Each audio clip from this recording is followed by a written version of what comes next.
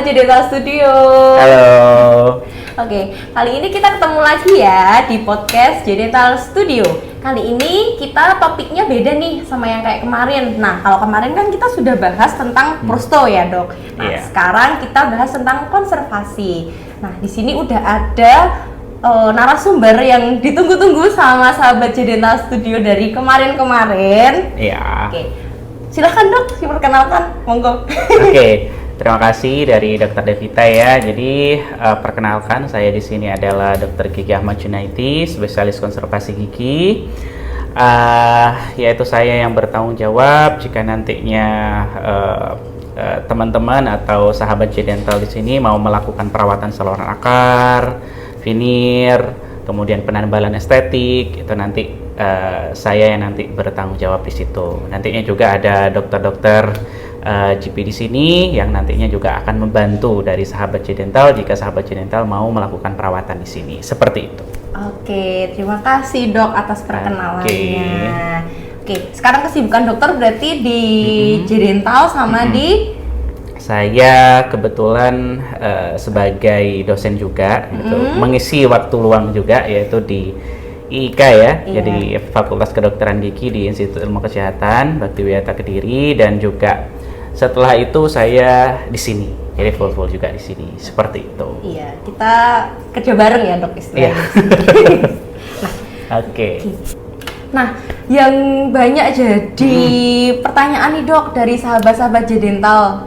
Nah, kemarin itu kan sering nih kita kayak perencanakan pasien, planningnya pasti kayak perawatan saluran akar. Nah, itu tuh pasien banyak yang belum tahu, sahabat J-Dental juga banyak yang belum tahu. Apa sih perawatan saluran akar itu Dok, kalau boleh tahu Dok? Oke, siap. Ini saya bahas secara awam ya, jadi pengertiannya itu biar nanti mudah mengerti oleh sahabat J-Dental ya. Oke, jadi perawatan saluran akar sendiri itu merupakan suatu perawatan yang biasanya kita lakukan yaitu sebagai endodontis ataupun dokter umum untuk menghilangkan yang namanya infeksi, terutama pada gigi pasien. Nah, seperti itu. Jadi biasanya pasien itu kan datang ke kita itu biasanya dalam keadaan sakit ataupun giginya itu sudah lubang yang besar, terus kemudian juga ada pasien juga kadang itu bengkak giginya, terus kemudian juga ada pasien yang mengalami giginya itu kok tiba-tiba berubah warna gitu kan, sedangkan gigi-gigi yang sampingnya itu masih putih ya kan. Nah, dengan itu harus dilakukan perawatan saluran akar. Jadi intinya menghilangkan yang namanya infeksi di dalam saluran akar sehingga gigi itu nantinya akan menjadi steril, sehingga nantinya itu bisa dipertahankan selama mungkin di rongga mulut kita. Seperti itu, secara awamnya seperti itu.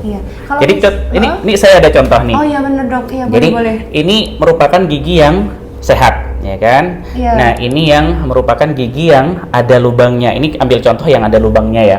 Jadi kita ketahui bahwa gigi itu secara anatomi itu ada yang namanya mahkota sama akar, ya kan? Nah, di mahkota ini sebetulnya ini anatominya itu banyak. Jadi ada enamel ya atau lapisan terluar gigi, ada dentin, kemudian ada tanduk pulpa. Nah, ini yang paling bahaya nih. Kalau misalkan jadi kalau misalkan sudah kena ke yang namanya tanduk pulpa di bagian sini ini, nah ini nanti harus biasanya kita lakukan yang namanya perawatan saluran akar, karena ini merupakan daerah yang rawan atau danger atau berbahaya lah kalau misalkan kata awamnya ya. Kalau misalkan sudah kena ke bagian sini, biasanya yang namanya bakteri atau kuman itu langsung masuk ke sini, sehingga biasanya nanti akan infeksi nih di bagian sini ini, sahabat J-Dental nih. Nanti akan merasa sakit, terus kemudian timbul yang namanya nanah dan lain sebagainya. Seperti itu. Nggak enak juga baunya kadang ya Dok. Bener, nggak enak juga seperti itu. Oke. Terus ini Dok, kalau misalnya nih pasien dalam kondisi jatuh atau kecelakaan, itu gimana Dok? Nah, jadi kalau misalkan jatuh dalam kecelakaan misalkan gigi depannya tuh biasanya kayak patah atau... Oke, kalau misalkan patah, jadi asalkan dia itu patahnya itu belum sampai ke bagian sini, yang danger zone tadi itu, jadi itu masih sebetulnya kalau misalkan kecelakaan itu nanti memang kita harus evaluasi dulu, diperiksa dulu ya, nggak bisa langsung kita lakukan yang namanya penambalan, karena terkadang gigi itu yang seperti yang saya tadi bilang ya. Jadi kalau misalkan kecelakaan terus kemudian nanti kena ke bagian saraf di bagian bawah di bagian sini atau pembuluh darah, nah itu nanti akan menyebabkan yang namanya gigi ini itu menjadi mati. Nah, kalau misalkan sudah mati, jadi sistem imun di dalam tubuh ini, jadi di dalam gigi ini itu nanti akan menurun sehingga nanti infeksi atau kuman-kuman itu nanti akan menyerangnya lebih cepat di situ. Lebih cepat banget ya, Dok, makanya kalau misalkan kecelakaan gigi patah itu memang harus kita evaluasi. Jadi nggak bisa kita langsung lakukan yang namanya penambalan. Kalau misalkan sudah kena ke bagian pulpanya ini atau syarafnya ini, berarti nanti kita harus lakukan yang namanya perawatan saluran akar. Jadi seperti itu. Berarti ini ya dok, harus diperiksa penunjang dulu ya dok, iya, ya, harus kita harus penunjang dulu. Foto ronsen, terus perlu evaluasi lagi yang lebih mendalam, karena kasus-kasus seperti itu agak rawan. Benar, agak rawan. Gitu, oke. Nah, kira-kira nih dok, kan banyak yang nanya, mungkin karena sibuk atau bekerja, pasien kan pasti tanya nih dok, berapa lama sih kira-kira perawatan saluran akar nih gitu dok? Oke, jadi kalau misalkan memang banyak ya pasien itu yang tanya. Jadi sebetulnya kalau misalkan berapa lama itu nanti tergantung sama case dari atau kasus dari pasien itu sendiri. Misalkan giginya itu masih dalam kondisi hidup atau vital ya, kalau misalkan bahasa kedokterannya ya. Jadi misalkan pasien atau sahabat J-Dental datang ke sini, terus kami periksa itu giginya masih vital atau masih hidup ya. Kemungkinan infeksi di bagian setelah kita lakukan ronsen, infeksi bagian bawahnya itu masih minimal, tapi sudah tembus ke bagian saluran akarnya itu atau tanduk pulpanya itu. Nah, itu bisa kita lakukan yang namanya 1 kali kunjungan. Jadi dan itu pun bisa sekali langsung. Jadi perawatan saluran akar kemudian juga langsung ditambal. Itu kalau misalkan indikasi ya, kalau memungkinkan. Tapi kalau misalkan tidak memungkinkan, entah itu dibutuhkan yang namanya penggantian mahkota ataupun dibuatkan yang namanya tambalan secara tidak langsung yang harus dikirim ke lab dulu, berarti kemungkinan 2 kali kunjungan. Jadi seperti itu. Nah, tapi ada kalanya juga perawatan saluran akar itu tidak bisa kita lakukan yang namanya 1 kali kunjungan. Jadi harus 2 kali kunjungan, bahkan 3 kali kunjungan. Nah, biasanya kasus-kasusnya itu kalau misalkan ada yang namanya infeksi yang banyak, misalkan keluar nanah, masih ada nanahnya, nah itu tidak disarankan atau tidak diindikasikan kalau misalkan kita lakukan yang namanya one visit treatment atau 1 kali kunjungan. Jadi harus kita lakukan yang namanya meredakan yang namanya infeksi dulu. Jadi seperti itu. Jadi kalau misalkan sahabat J-Dental bisa menanyakan, bisa 1 kali kunjungan, 2 kali kunjungan, lebih baik diperiksakan terlebih dahulu. Nah, karena apa? Karena kalau misalkan 1 kali kunjungan itu biasanya perawatannya itu agak lumayan lama. Tapi keuntungannya adalah dia itu sekali datang itu langsung selesai. Jadi seperti itu. Cuma mungkin butuh waktu sekitar 1 jam, 2 jam, bahkan mentoknya itu kadang 3 jaman. Jadi seperti itu. Kalau misalkan pasien mampu buka mulut lama, monggo dipersilahkan. Jadi seperti itu. Berarti itu ya dok yang membedakan istilahnya, kalau di kita itu kan one visit sama multivisit. Benar. Karena kadang tanya bedanya apa sih dok multivisit sama one visit. Nah, jadi sahabat J-Dental sudah tahu sekarang. Jadi bedanya itu kalau misalnya one visit memang ada kondisi gigi tertentu yang bisa dilakukan secara langsung atau one visit. Jadi datang dilakukan perawatan saluran akar langsung bisa ditambah atau langsung bisa istilahnya giginya kembali ya dok ya. Iya, benar. Ada juga yang dia itu harus memerlukan multivisit atau kunjungan yang kurang lebih 2-3 kali. Sehingga memerlukan waktu yang agak cukup apa ya istilahnya, waktunya itu diluangkan gitu pasien jadi 2-3 kali kesini gitu. Kadang itu ada yang bertanya, dok ini kok saya itu sampai 3 kali, 4 kali, 5 kali.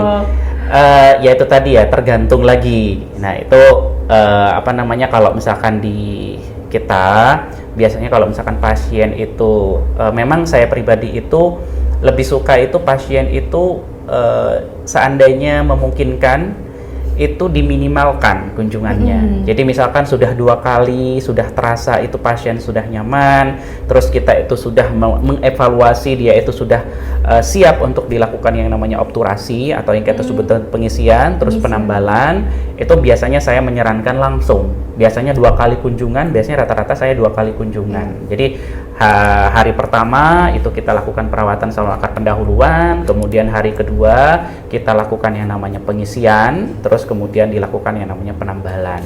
Biasanya kayak gitu.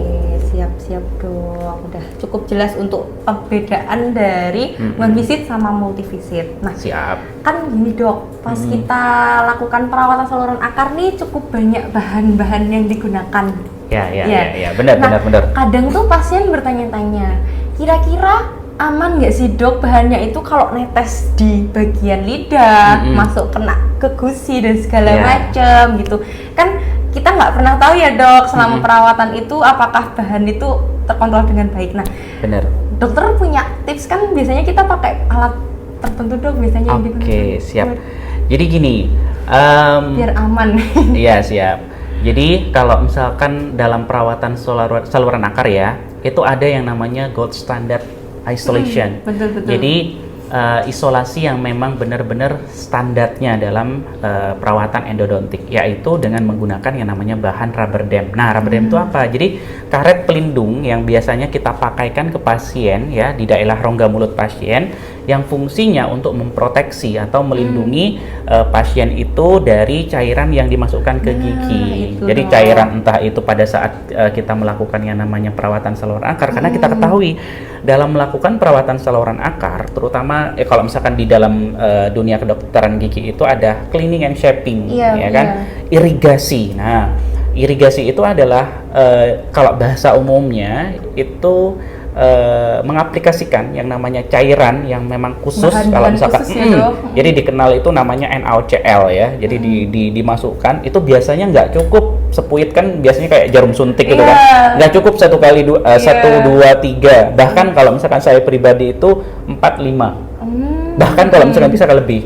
Kadang kalau misalkan perawat saya atau asisten saya itu biasanya, dok masih kurang, biasanya kalau kayak gitu. Karena memang ya itu tadi, memang kalau misalkan kita dalam melakukan perawatan saluran akar, yaitu yang paling penting itu adalah cleaning and shaping ya. Jadi dalam cleaning and shaping itu kalau misalkan benar ya, walaupun kita harus kita tahu ya ada triad endodontik ya, jadi ada akses, kita harus buka itu kalau buka aksesnya, terus kemudian juga cleaning and shaping. Nah, ini yang agak danger banget ya. Jadi cleaning and shaping ini harus benar-benar kita perhatikan, karena keberhasilan suatu perawatan itu memang triad endodontik memang harus kita perhatikan ya, tetapi cleaning and shaping itu benar-benar kita harus perhatikan. Irigasinya kita harus benar, aktivasi irigasinya kita harus benar gitu loh. Memang perawatan itu akan sedikit lama, tetapi dengan sedikit lama tersebut akan membuat yang namanya tingkat keberhasilan perawatan endodontik itu akan lebih tinggi. Apalagi kalau misalkan kita memperhatikan yang namanya isolasi yang baik. Selain dia itu aman bagi pasien, itu juga aman terkontaminasi dari bakteri-bakteri dari rongga mulut. Sehingga nanti perawatan yang namanya endodontik tersebut itu bisa lebih secara prognosisnya atau secara tingkat keberhasilannya itu akan lebih baik, seperti itu. Oke. Cukup jelas dok untuk alat bahannya gitu ya dok ya. Nah, biasanya tuh tanya gini dok, saya takut dok gigi saya kalau mau di PSA itu sakit nggak sih dok gitu selama perawatan itu dok, kira-kira gimana dok? Ya, jadi kalau misalkan kadang pasien itu memang bertanya ya, awal-awal itu bertanya ya saya secara pribadi itu saya bilang kalau misalkan untuk perawatan saluran akar itu tergantung kasus by kasus ya, karena kadang itu kasus itu yang sudah lubangnya itu sudah dalam, terus kemudian ada gusi yang masuk ke dalam lubangnya itu, sehingga perlu yang namanya pemotongan gusi. Daging tumbuh itu ya dok, kalau pasien awam pasti bilangnya gitu. Benar. Ada daging tumbuh di dalam gigi. Nah, kalau misalkan sudah dilakukan yang namanya pemotongan gusi, pasti ya kalau misalkan ininya aman. Jadi tenang sahabat J Dental. Jadi kalau misalkan dalam perawatan pemotongan gusi itu pasti nanti kita akan dilakukan yang namanya pembiusan terlebih dahulu. Jadi selama perawatan itu kami kontrol supaya sahabat J-Dental itu tidak sakit. Jadi seperti itu. Cuma yaitu tadi tergantung kasus by kasus. Jadi kadang itu pasien itu tidak perlu dilakukan yang namanya anestesi gitu loh. Terus kadang juga pasien itu tidak merasakan yang namanya sakit. Kadang seperti itu. Tapi kadang juga pasien itu setelah dilakukan perawatan saluran akar itu akan sedikit kerasa nyilu-nyilu. Jadi setelah dilakukan perawatan ya, tetapi kalau misalkan selama perawatan itu kita pastikan kalau misalkan sakitnya pasien itu terkontrol. Iya benar. Jadi kalau misalkan pasien merasa sakit, kita akan lakukan yang namanya pembiusan ulang supaya nanti pasien itu tidak sakit, karena memang dalam perawatan saluran akar kalau misalkan giginya masih vital atau masih hidup, itu kan memang kita paksa. Jadi yang namanya syaraf di dalam saluran akar tersebut itu kan bersih ya, jadi bersih kemudian steril di situ, sehingga nantinya efek sampingnya kadang kalau misalkan masih vital atau masih hidup itu akan membuat pasien setelah dilakukan perawatan itu akan kerasa nyilu-nyilu. Tapi tenang, nanti kita kasihkan obat kok. Jadi untuk meminimalisir sakitnya tersebut. Jadi kalau ditanya sakit apa enggaknya tergantung kasus by kasus ya. Jadi tenang, pokoknya intinya dalam perawatan saluran akar itu kita berusaha semaksimal mungkin untuk meminimalisir yang namanya sakit. Karena kalau misalkan saya bilang nggak sakit sama sekali, itu saya takutnya bohong loh ya. Iya, takutnya nanti jadi seperti itu. Ternyata sakit habis perawatan. Iya, jadi tergantung sama kasus by kasus ya. Jadi memang kita butuh yang namanya pemeriksaan mendalam dulu sebelum dipastikan planning perawatannya itu perawatan saluran akar atau tidak. Karena kalau tidak pemeriksaan itu secara mendalam, nanti takutnya salah planning ya dok ya. Nggak tepat planningnya. Pun dari menentukan dia one visit atau multi visit pun itu kita juga harus memeriksa secara mendalam. Mendalam. Jadi ada pemeriksaan yang secara klinis, ada juga pemeriksaan penunjang juga, seperti ronsen. Jadi saya ingatkan juga, jadi dalam memang kadang itu pasien bingung, loh dok kok harus di ronsen dan lain sebagainya itu kan. Jadi dalam perawatan endodontik itu memang tidak lepas dari yang namanya ronsen gigi. Jadi banyak alat-alatnya sebetulnya. Jadi ada yang bunyi nit itu apa? Itu apeklocator, ada yang namanya endomotor, dan ya itu tadi yang paling jarum kecil-kecil dimasukin. Dari yang paling penting itu memang ronsen sih. Jadi memang kita itu tidak lepas dari ronsen juga, karena untuk memastikan perawatan yang kita lakukan itu sudah kita lakukan dengan baik. Jadi seperti itu. Oke, jadi ini dok mau nanya, di perawatan saluran akar itu kita ada opsi ya dok ya, setelah dilakukan perawatan itu kan giginya tuh bisa langsung ditambal, bisa juga kayak ini harus pakai mahkota jaket, harus pakai crown gitu. Nah benar. Itu kalau dari dokter gimana dok, pas menjelaskan ke pasien ya? Pasiennya.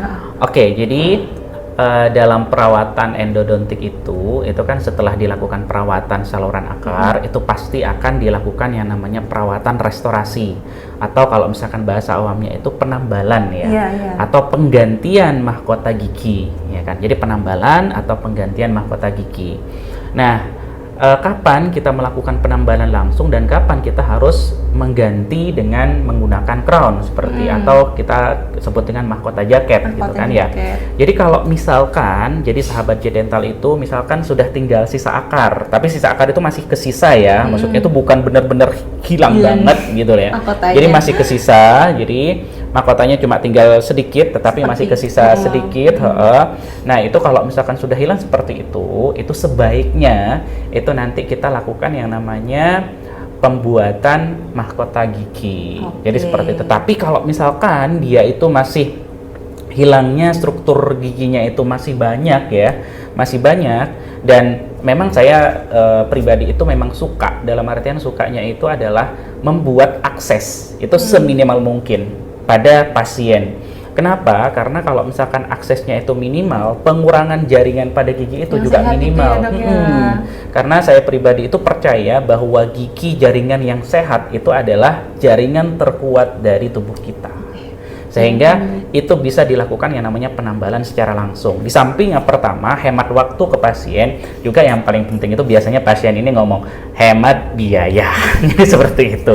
Karena itu tadi ya, karena kalau misalkan biayanya memang akan berkali lipat dibanding kalau misalkan kita menggunakan yang namanya crown. Jadi seperti itu. Jadi penambalan yaitu tadi itu merupakan opsi yang bisa kita lakukan kalau misalkan struktur jaringan pada gigi tersebut itu masih baik, masih banyak. Nah, itu nanti tergantung ya case by case. Jadi seperti itu. Oke.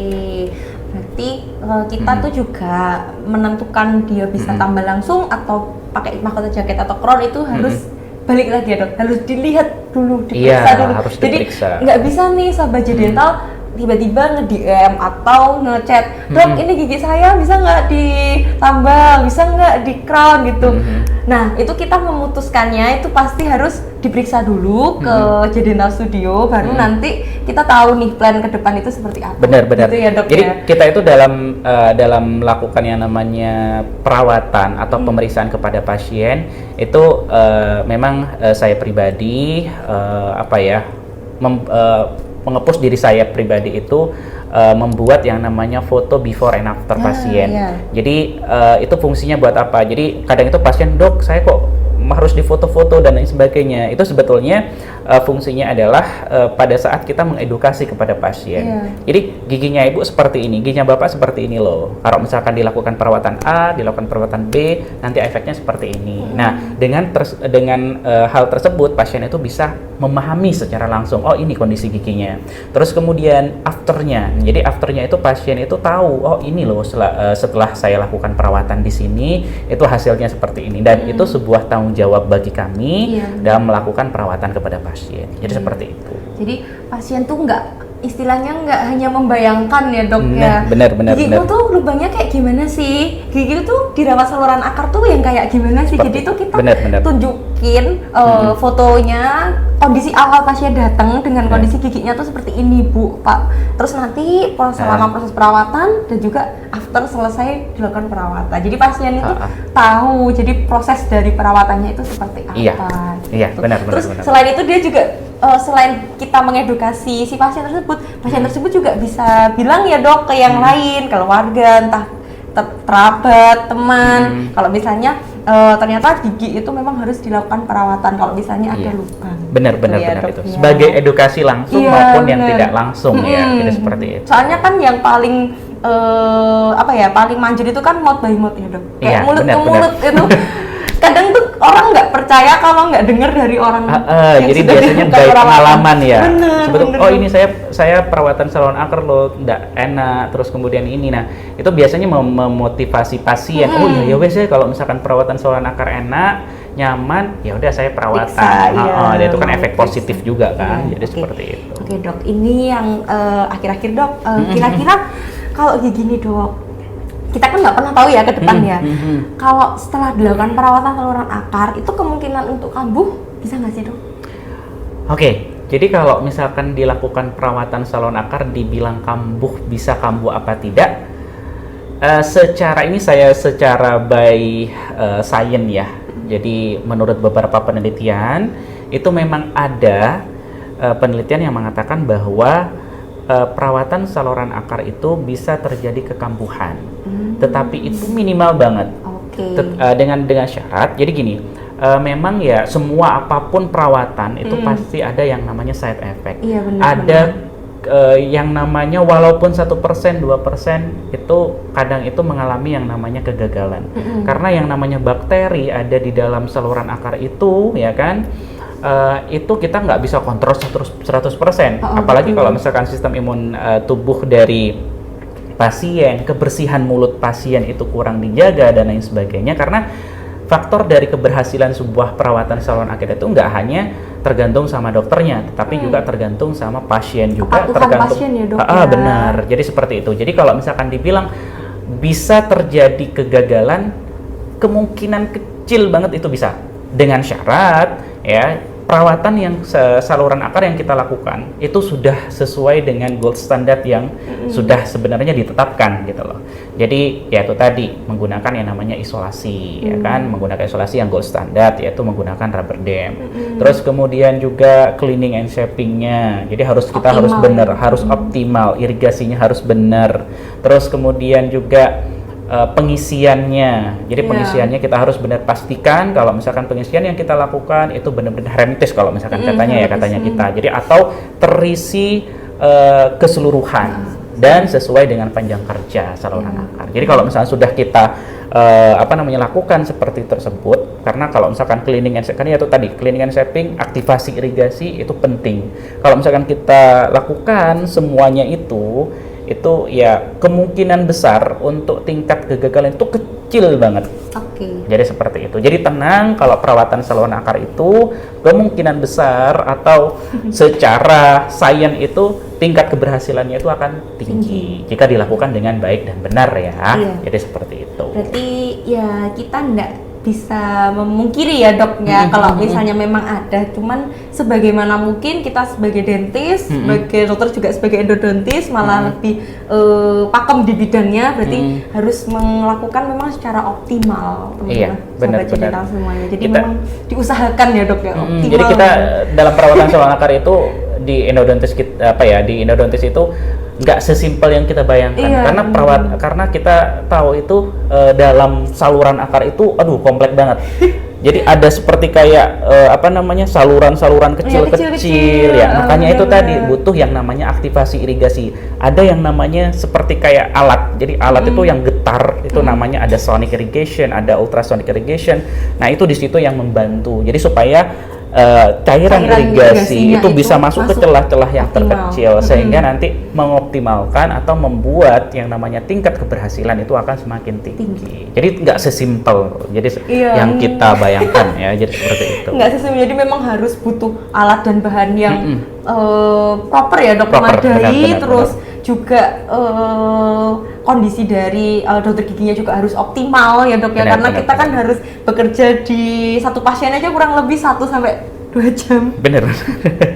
Terus pasiennya juga yang utama dok ya, kondisi pasien juga harus benar-benar prima. Benar. Dalam perawatan saluran akar. Gitu. Oke dok. Ini conclusionnya dok. Kira-kira apa pesannya dok ke pasien biar merawat giginya? Oke. Jadi gini, saya sarankan kepada pasien memang yang utama itu adalah pencegahan itu akan lebih baik ya daripada nanti pengobatan atau perawatan. Jadi pertama saran saya bagi sahabat J-Dental ya, pertama sikat gigi yang rutin yaitu 2 kali sehari, terus kemudian kontrol jadi kontrol minimal 6 bulan sekali lah ya minimal ya. Jadi untuk apa? Yaitu untuk memastikan kondisi giginya itu kalau misalkan pun ada lubang kecil itu segera dilakukan yang namanya perawatan. Bukannya kalau saya endodontis ya malah saya bersyukur nih kalau misalkan itu, tapi enggak. Jadi kami malah pengen dari sahabat J-Dental itu giginya itu sehat semuanya. Jadi seperti itu. Jadi pokoknya intinya sikat gigi, terus kemudian kontrol. Kalau misalnya pun sudah terjadi yang namanya giginya sudah berlubang, sakit. Itu segera. Jadi kenapa? Karena semakin dini ditangani ya, lubang itu akan semakin kecil, semakin bisa terselamatkan langsung, ya, dan bisa langsung dilakukan yang namanya penambalan di situ. Jadi lebih istilahnya lebih simpel untuk perawatannya. Selain juga hemat biaya nantinya. Ya walaupun nggak hemat-hemat banget ya karena sudah kena ke bagian saluran akarnya, jadi seperti itu. Ibaratnya kan kalau misalnya lubangnya makin kecil, otomatis biayanya juga yang dikeluarkan cukup kecil ya dok ya. Beda lagi kalau sudah agak kompleks nih kasusnya, otomatis nanti PSA, terus nanti kalau sudah memang giginya tidak bisa ditambal langsung harus pakai crown gitu. Jadi mungkin sahabat J-Dental selama ini menganggap bahwasanya gigiku nggak apa-apa nih, lubangnya masih kecil, terus nanti aja dulu ke dokter giginya. Itu bisa kita bilang salah, itu merupakan suatu statement yang salah, karena selama lubangnya masih kecil itu alangkah lebih baiknya segera dibawa ke dokter gigi. Benar, diperiksakan. Saya setuju sekali. Karena kalau enggak, nanti takutnya kalau lubang makin besar, terus selain butuh perawatan yang lebih lama, lebih kompleks, pun juga biaya yang dikeluarkan akan lebih tinggi. Akan lebih kompleks lagi. Ibarat kata kayak kantongnya akan semakin dalam lagi. Bener. Jadi sesuai sama lubangnya ya dok. Kalau lubangnya makin dalam, kantongnya makin dalam. bener gitu ya. Oke. Jadi untuk sahabat Jadental semuanya, seperti pesannya Dr. Jun tadi, tetap rajin menggosok gigi yang utama 2 kali sehari, pagi setelah sarapan atau makan pagi, sama malam sebelum tidur. Benar. Nah, terus kalau misalnya ini kan lagi puasa ya dok, bisa juga sikat giginya itu kalau pagi diganti setelah sahur.